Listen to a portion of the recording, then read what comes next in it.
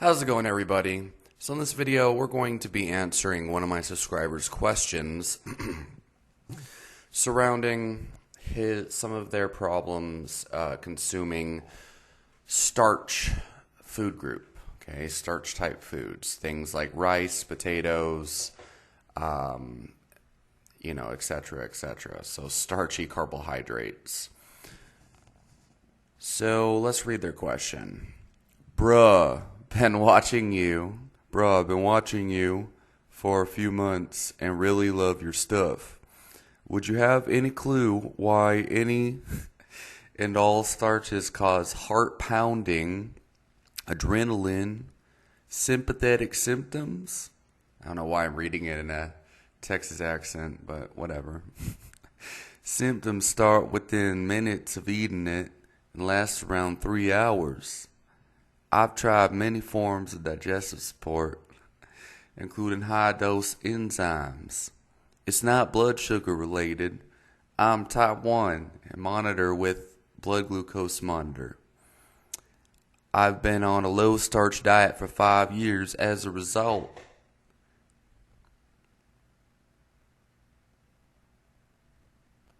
Bro, the yerba mate is no joke. I've been drinking the pre-made guayakis for years, and my caffeine tolerance for espresso. Oh, that's a separate comment. Okay, all right. So, excuse the Texas accent. That just I don't know why, but that just literally came up out of it. So, it is what it is. But guarantee this person doesn't have a Texan accent like that. All right, let's see. So, person is a type 1 diabetic, and they know for sure that it's not blood sugar related because they're measuring their blood glucose response with a blood glucose monitor. They have heart pounding and adrenaline-like symptoms within minutes of eating starches, and it lasts around 3 hours, okay? So, my educated assumption would definitely be a nocebo effect creating a panic attack or an anxiety attack. And the reason why I think this is because most of the things that can happen physically in response to starchy foods take longer than a couple of minutes to develop, okay? And we're going to run down a couple of those things. There is a postprandial adrenic symptom or syndrome, and that is something that I definitely get when I consume too large of an amount of carbohydrates, and sometimes it can also be in response to carbohydrates around exercise and excessive caffeine intake. Well, obviously, right, creating a crash. But sometimes those carbohydrates, if you eat them in too much of an amount, within about 15 minutes or so, they can cause a postprandial androgenic or adrenaline type syndrome, adrenaline type response within 15 minutes after consumption. That's very similar to consuming a high dose of caffeine. And maybe some other people have had that. And it for me, it got really bad to the point where I had gone to the emergency room and they did a urinalysis and like a blood test to see where my blood sugar levels were at, even though I was like super lean and active. And they said that my blood sugar was fine and I have nothing to worry about. And so for me, that the carbohydrates can definitely cause that type of postprandial adrenaline syndrome, which is kind of independent from like blood sugar levels, where blood sugar does not seem to be the cause or the trigger. But the problem is in this case, like, a couple of minutes. Like, I'm thinking that's under 5 minutes. And they say that with potatoes, it happens as well. But the problem is the carbohydrate sources this person was consuming is mostly refined carbohydrates. So things like white rice and pasta, but also potatoes, they say. But potatoes break down a lot easier than things like brown rice and beans, because potatoes are so soft, and the fleshy part of the root of the tuber, this fleshy part of the potato hits the saliva directly, and there's a lot less outer protective layer that requires a lot more extensive digestion to process.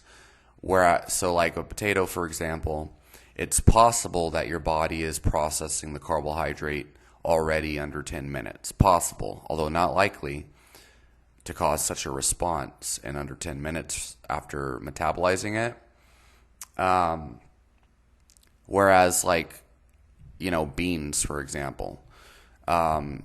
So unless you make like a congee and you boil the damn beans to mush and you soak it and cook it multiple times, like refried beans, for example, that would probably make the beans a lot faster digesting.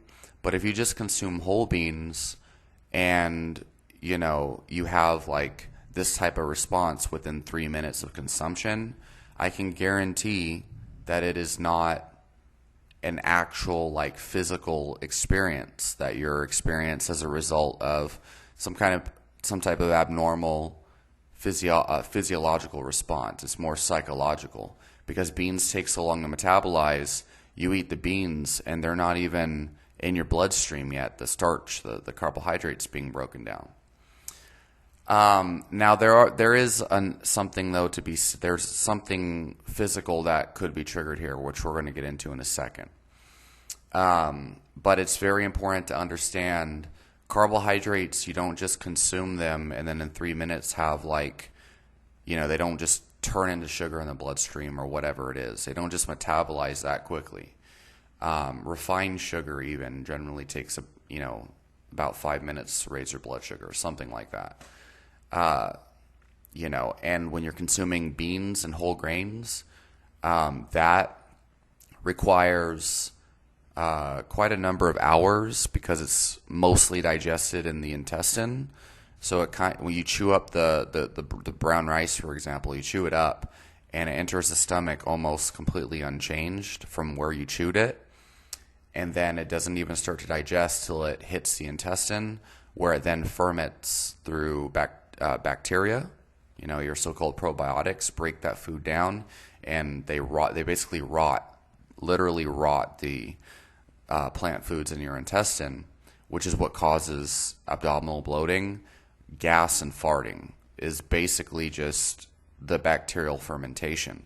And that's why people on carnivore diets, for example, they find complete remission in all of their chronic digestive illness, even things like Crohn's disease. It's not because meat is magic or something, or plant foods are deadly. It's just that they have intestinal issues that are triggered by plant foods being fermented in the intestine. And so because they're removing all foods that are fermented in the intestine, they don't have those digestive issues anymore, because they're not they're not eating foods that utilize intestinal bacteria anymore, right? And so that's very important to understand when we're talking about, I have this problem and I think it's caused by starches. The question has to be, well, is it a response to something that happens after these starches have digested and absorbed into the bloodstream? Or is it something that happens from the digestion itself, which might cause a physiological response or a psychological response? And then further, is it just because you expect these foods to have to give you a problem? That expectation is very powerful. I've had a lot of consultations with clients who have anxiety issues of various kinds, and you'd be surprised how strong the correlation can be between expecting a certain food to cause a problem and then it actually doing it, where they'll be doing really good with their, anxiety or even nocebo or placebo, triggered symptoms for a while. and they think they find something that really works, but then they find later on that the symptoms come back and what they thought worked no longer works anymore. And a lot of that's not because they found the cause of their problems, but because their problems are actually being caused by their mind. And, when you have anxiety attacks that are triggered by expecting something to trigger anxiety, literally anything and everything can cause anxiety at that point. And so it's very challenging to get rid of that, because in order for you to actually fully resolve your symptoms, if they're triggered by a nocebo, you have to actually fully buy in to the possibility that you might be directly causing your symptoms by expecting those symptoms to be triggered by whatever food or protocol it is that you think are causing them. And that's very, very hard, because anxiety by its nature is you sensing something as a threat. In this case, it could be the starches. And you're like, oh shit, those starches, man, they fuck me up. Right? Every time I eat starches, I start dying within 3 minutes. You know what I mean? And it's like you're so scared of that happening again that it's very hard for you to just, find relief and relaxation when eating those foods, because your brain is literally programmed now to see those foods as a saber-toothed tiger trying to eat you, in caveman times, basically. Anyway, so let's talk about possible physical mechanisms that could be, at play here. So, there's a variety of things that could possibly be the case if their symptoms was triggered 15 to 30 minutes later, right? And they've already ruled out blood sugar issues, which, believe it or not, even if something's a whole grain or whatever, starches and various different types of carbohydrates can have completely different blood sugar responses depending on the person. And you could learn more about that by reading the book Wired to Eat by Rob Wolf. But this person wears a continuous blood glucose monitor, so they already know that it's not a blood sugar problem. And within 3 minutes, you're not going to have a blood sugar problem anyway, or even 5 minutes. It's not enough, it takes a while, like at least 10 or 15 minutes to raise blood sugar. So another thing that it could be is just digestive sluggishness, right?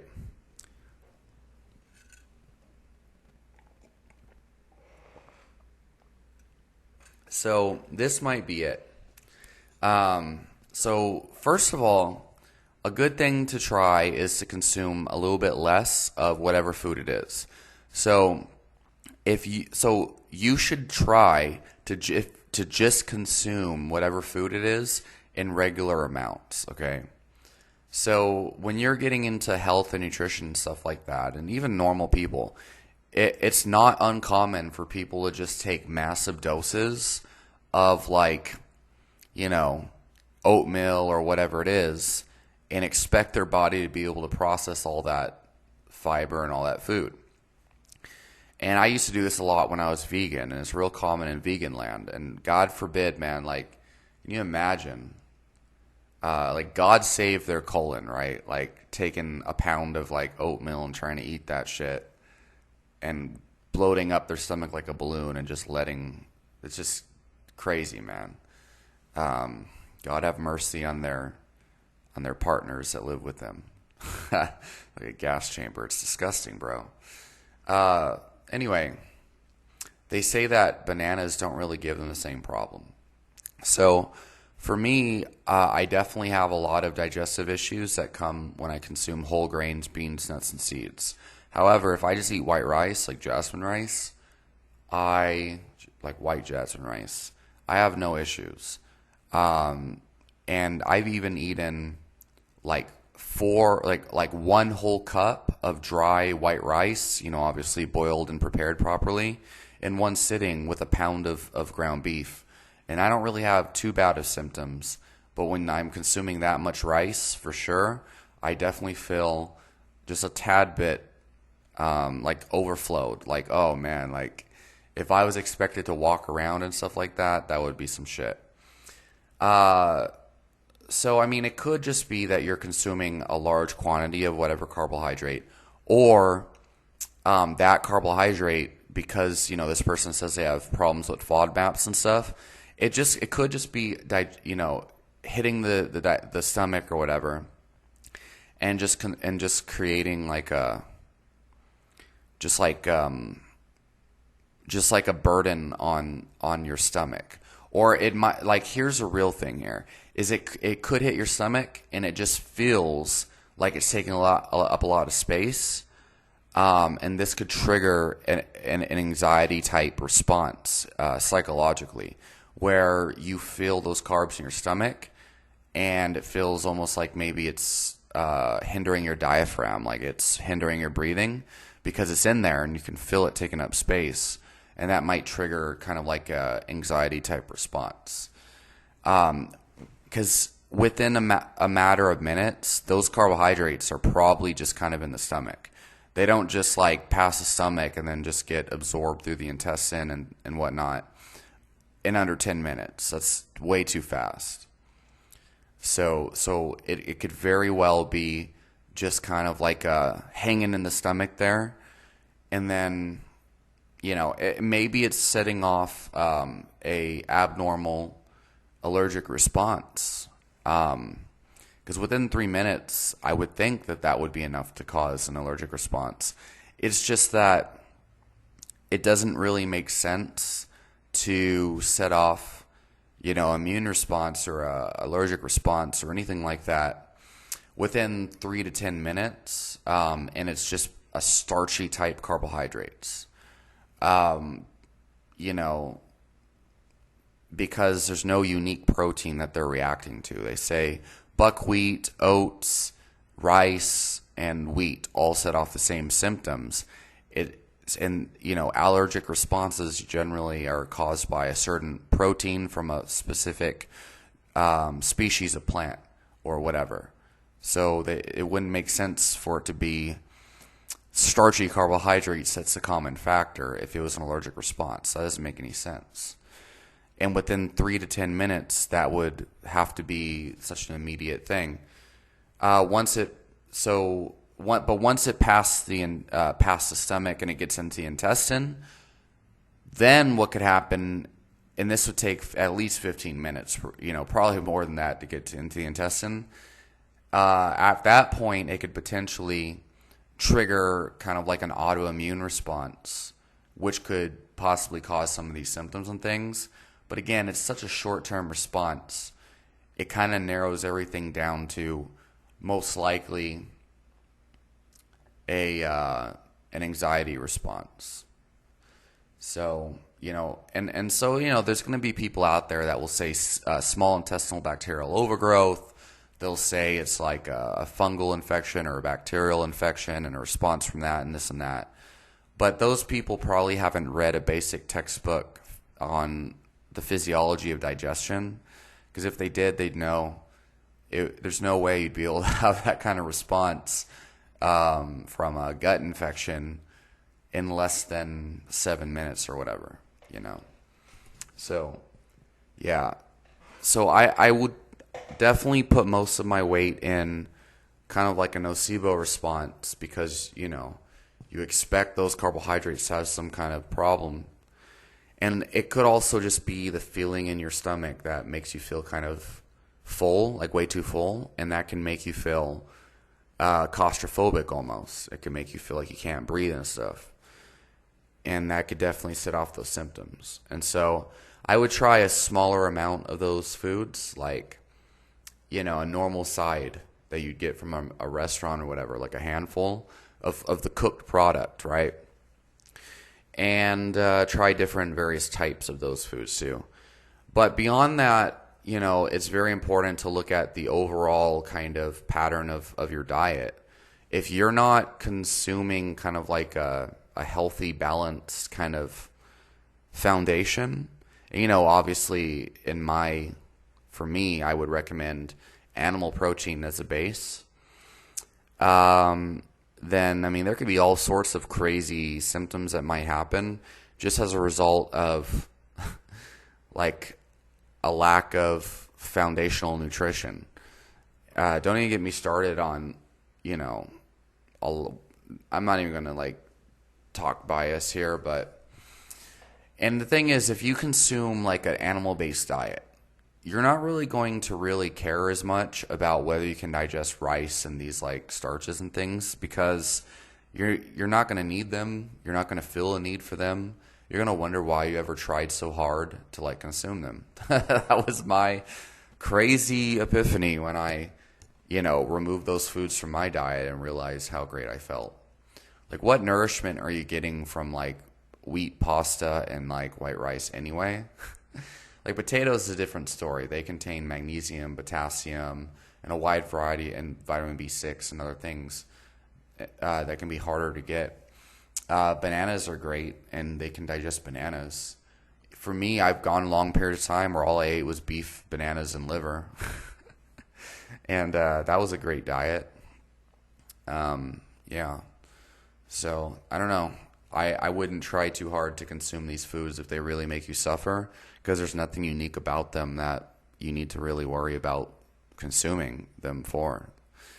But if you're really like determined to consume them, you know what I mean? If you really, really think that, that like that's the path you want to go down, you're like, man, I gotta like, before I die, like, be able to consume white rice and, potatoes and pasta and oatmeal and buckwheat. Like, that's just like a life priority. Like, I would definitely, they said they already took digestive enzymes, but I would take amylase and I would blend it together with whatever starches you're trying to consume. Because, like, if you blend amylase, which is the enzyme that breaks down starches, you blend that shit with like some already cooked and soaked like oatmeal, for example, and you can't digest that without problems, I guarantee you that is, and it's not blood sugar related, that's in your mind. Because there is no reason why you shouldn't be able to digest like starches that are literally cooked, soaked, cooked into mush, and then pre-digested by blending amylase together. Because for me, when I blend amylase with something like oatmeal, you will see that oatmeal fucking disintegrate. And side note, that's also how you can tell if your enzymes are actually potent. So, yeah, right. And I've seen other crazy things, like people blending in probiotics, like the powdered temperature stabilized probiotics with oatmeal as well, but that's just taking it too far. I would highly recommend you not spend like hundreds of dollars a month trying to fix such a stupid problem. And I say stupid because it doesn't matter if you fix it or not. If you're vegan or you have some kind of like just irrational paradigm about nutrition and you're opposed to eating an animal-based diet, then of course you're going to try to get all your calories and nutrition from a suboptimal source. Then it would make sense why you care so much. But I think it's great that you're trying to solve your problem, regardless of if you need it or not, because, it's just good information to have regardless. But I definitely think it's a nocebo response. And especially being type 1 diabetic, it kind of trains you to be like hyper vigilant about carbohydrates most of your life. So it could be a lot easier for you as a type 1 diabetic to fall into some kind of, subconscious kind of holding pattern surrounding these foods. And as to like more in-depth information on how to solve that kind of nocebo anxiety, I'll have to make another video about that. But generally, it's a matter of buy-in and just submitting to the reality that the problem is not the actual food and your response to it. The problem is your expectation, right? Now, of course, if I'm wrong, someone posts in the comments other potential possibilities, but we have to discuss the time frame. In a matter of minutes, the vast majority of most people's common sense assumptions that most people are going to assume anyway, very unlikely that that's the case. It's most likely a nocebo expectation, right? All right, so leave your question and comments down below, and I'll talk to y'all next time.